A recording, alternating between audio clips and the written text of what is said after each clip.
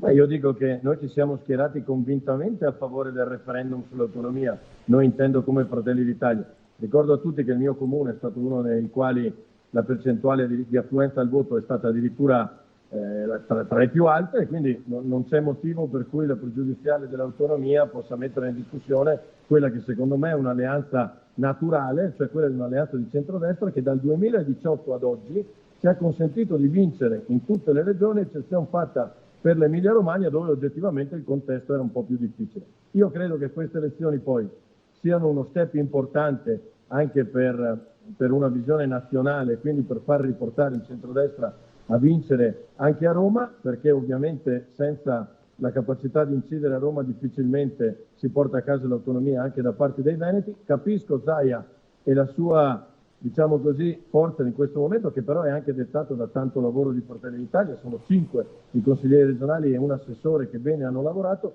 quindi io direi a Zaia, che è un politico accorto e che sa benissimo che non ha un respiro solamente regionale ma ha anche una prospettiva nazionale, che rompere il centrodestra, a mio modo di vedere, è un errore perché è una formula vincente di cui tutti i cittadini oggi chiedono la conferma, perché è vero che magari in Veneto ci può essere questa tentazione, ma è altrettanto vero che non esiste cittadino italiano o veneto che non voglia rivedere il centrodestra al governo, almeno quelli di centrodestra. Senta, De Carlo, onorevole, quando ho letto questa sua dichiarazione, non siamo nuovi alla politica, no?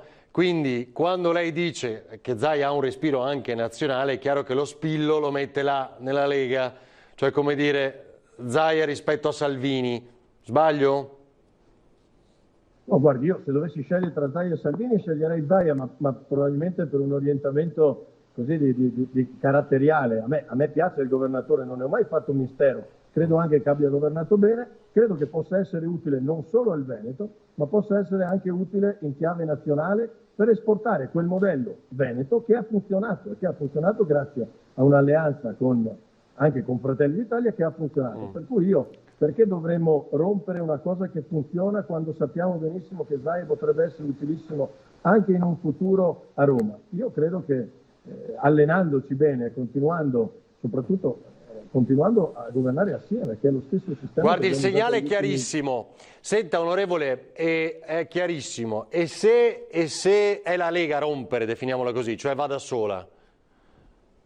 Non credo che la Lega abbia necessità di rompere. Io capisco la loro campagna elettorale con i propri cavalli di battaglia, ma l'autonomia non sarà un tema su cui rompere, e non credo neanche che siano così poco accorti da capire dinamiche molto più grandi. Credo che sono tante le regioni che vanno al voto, si deve trovare giustamente una quadra che fa parte della politica e poi si corre insieme. Se vinca oggi in Veneto, si vinca in tutte le regioni, perché possiamo fare anche 5-1, pensando di magari non farcela in Toscana per essere più realisti del re, però io credo che poi si debba andare a votare quanto prima possibile. Però Marcato dice che voi siete centralisti e statalisti, eh? Marcato picchiaduro. Marcato è un bulldog, lui picchia sempre duro, dall'altra parte non trova certo un ventre molle, quindi ci confronteremo anche con Marcato, ma non abbiamo il massimo rispetto di Marcato, che tra l'altro ha lavorato bene, ma non abbiamo paura di Marcato.